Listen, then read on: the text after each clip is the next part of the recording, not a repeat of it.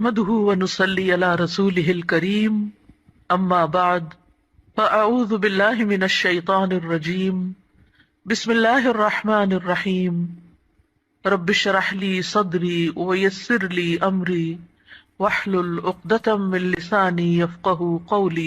اللہ تعالیٰ نے انسان کو جن بڑی بڑی نعمتوں سے نوازا ہے ان میں سے ایک نعمت اولاد کی نعمت ہے۔ قرآن حکیم میں اولاد کی ولادت کا ذکر ایک خوشخبری کے طور پر کیا گیا ہے۔ ارشاد باری تعالیٰ ہے یا زکریا انا نبشرک بغلام اسمہ یحییٰ لم نجعل لہ من قبل سمیا۔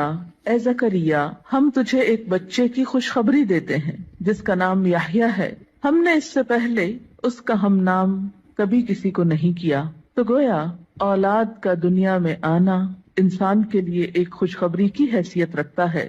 ایک اور جگہ پر اولاد کو دنیاوی زندگی کی رونق اور زینت کہا گیا ہے۔ ارشاد باری تعالیٰ ہے المال والبنون زینت الحیات الدنیا، مال اور بیٹے دنیاوی زندگی کی زینت ہیں۔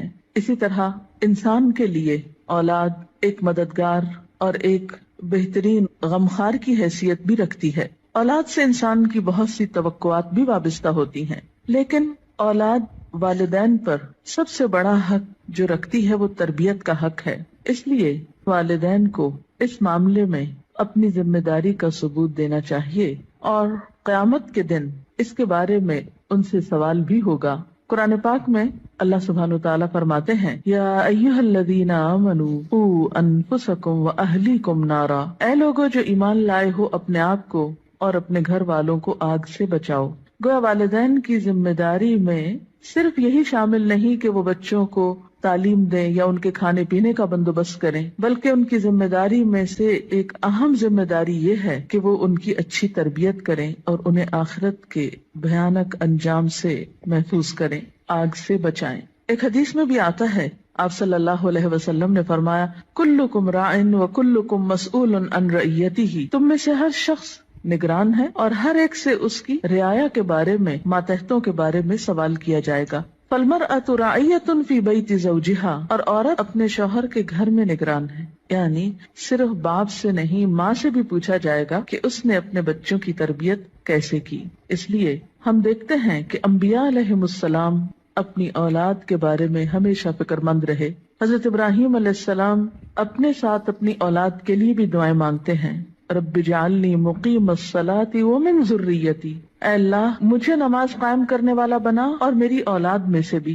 حضرت یعقوب علیہ السلام کے بارے میں آتا ہے کہ جب انہیں موت آئی تو اس وقت انہوں نے اپنے بچوں کو بلا کر کچھ پوچھا۔ قرآن پاک میں آتا ہے ام کنتم شہداء اذ حضر یعقوب الموت اذ قال لبنیہ ما تعبدون من بعدی، کیا تم لوگ اس وقت حاضر تھے جب یعقوب علیہ السلام کے پاس موت حاضر ہوئی تو انہوں نے اپنی اولاد کو کہا کہ میرے بعد تم کس کی عبادت کرو گے؟ انہیں اس بات کا فکر نہیں تھا کہ وہ کھائیں گے کہاں سے یا رہیں گے کہاں پر، انہیں فکر یہ تھا کہ میرے بعد ان کی عبادت اور ان کی دین پر چلنے کی حالت کیسے ہوگی۔ اس لیے والدین کے ذمہ یہ بہت اہم کام ہے کہ وہ اپنے بچوں کی آخرت کی فکر کریں۔ اس لیے بچے کی تربیت کا اہتمام اس کی پیدائش کے ساتھ ہی بلکہ اس سے پہلے ہی شروع کر دینا چاہیے۔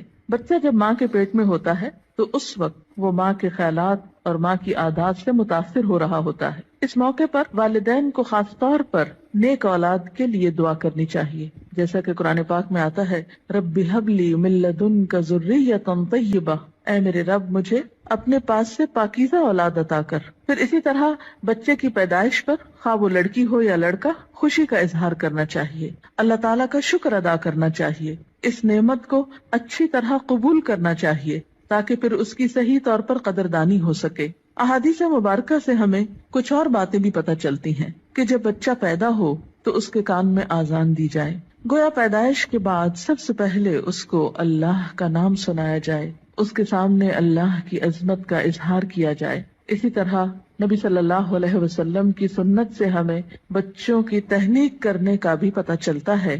تہنیک سے مراد یہ ہے کہ کھجور چبا کر بچے کے تالو پر لگائی جائے، کیونکہ بچہ سب سے پہلی خوراک جو اپنے منہ میں لے کر جاتا ہے اس میں بھی خوراک دینے والے کی شخصیت اور عادات کے اثرات منتقل ہوتے ہیں۔ صحیح بخاری میں ابو موسیٰ اشعری روایت کرتے ہیں کہ میرے ہاں ایک بچہ پیدا ہوا میں اس کو لے کر نبی صلی اللہ علیہ وسلم کی خدمت میں حاضر ہوا. آپ نے اس کا نام ابراہیم رکھا. ایک کھجور سے اس کی تہنیک کی اور اس کے لیے برکت کی دعا کی اور اسے میرے حوالے کر دیا. پھر اسی طرح بچے کا نام اچھا رکھنا چاہیے. نام ایسا ہو کہ جس کا مطلب بھی اچھا ہو، تاکہ بچہ جب پکارا جانے پر اپنا نام سنے تو وہ اچھے لفظ کو بار بار سنے. ایسا نام نہیں رکھنا چاہیے کہ جس کا پروننسیشن، تلفظ یا معنی اچھا نہ ہو. اسی طرح نومولود یعنی نئے نوزائیدہ بچے کے بارے میں یہ حکم بھی دیا گیا ہے کہ ان کے ولادت کے 7ویں دن ان کے بال منڈائے جائیں. بعض حکماء نے اس کی یا اطباء نے اس کی حکمت یہ بیان کی ہے کہ سر مڑنے سے سر کے مسامات کھلتے ہیں، نگاہ، سماعت اور سونگنے کی قوت کو فائدہ پہنچتا ہے. اسی طرح سنت میں ہمیں بچوں کا عقیقہ کرنے کے بارے میں بھی تعلیمات ملتی ہیں. عقیقہ کرنے میں ایک حکمت یہ ہے کہ انسان اپنے رشتہ داروں کو، غریبوں کو، ہمسایوں کو اس خوشی میں شریک کرتا ہے. اس موقع پر ان کے لیے گوشت بھجواتا ہے، یعنی عقیقے کے جو بکرے ہیں ان میں سے. پھر اسی طرح بچپن ہی سے بچوں کے ساتھ محبت اور شفقت کے ساتھ پیش آنے کا حکم ہے. بچہ صرف غذا کا ہی محتاج نہیں ہوتا، محبت و شفقت اور کیئر کا محتاج بھی ہوتا ہے. نبی صلی اللہ علیہ وسلم کا ارشاد ہے، جو ہمارے بچوں پہ شفقت نہ کرے اور ہمارے بڑوں کی عزت نہ کرے وہ ہم میں سے نہیں. پھر آپ دیکھیے کہ تربیت میں صرف محبت و شفقت ہی کافی نہیں ہوتی، بلکہ اس کے ساتھ ساتھ بچوں کو ڈسپلن سکھانا بھی بے حد ضروری ہوتا ہے. پھر یہ ہے کہ بچوں کی تربیت کے مختلف پہلو ہیں. ان کی تربیت میں ان کی ایمانی تربیت، اخلاقی تربیت، جسمانی تربیت، عقلی تربیت، نفسیاتی تربیت،